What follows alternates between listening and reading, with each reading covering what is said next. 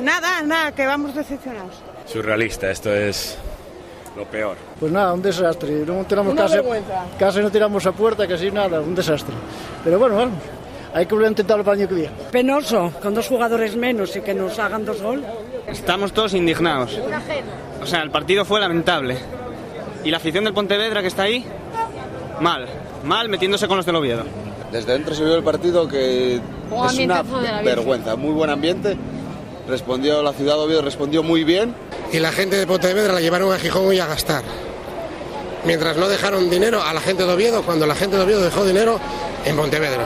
Bueno, muy mal, pero siempre será el Oviedo y lo conseguiremos el próximo año. ¡El Oviedo! Que empiecen de nuevo, que empiecen trayendo un director técnico competente, que este no tiene ni puta idea. Un entrenador competente y la mitad de los jugadores fuera. Perdió y mala suerte, ya está.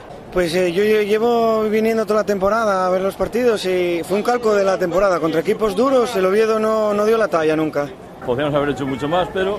Se necesita un entrenador que se la juegue con 8, 9 o los que sean menos en el otro equipo. Con 2 tíos más no ganará hoy, vamos, o sea, no gana nunca ya. Alberto, mira lo que acaba de pasar.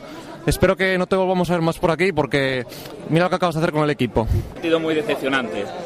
El Oviedo no fue capaz de jugar ni contra 9 jugadores. No se merecen esta afición que tiene. Pero esto es hacer lo ridículo, nada más, así de claro. Sí, un poco de disgusto, pero un poco de... que lo sabíamos también, que no iban a subir. La verdad que en manos de esta gente ¡Consejo dimisión! solamente hacen que sacarnos el dinero del bolsillo y pocas más cosas nos hacen. Fichamos morralla de fuera y no aprovechamos lo que tenemos en Asturias. Horrible. Peor que un mal embarazo. Son un rollo. Otro año más en el fondo, en el pozo de la segunda B y a esperar. Yo solamente quiero decir una cosa, que me voy a hacer del Atlético de Madrid.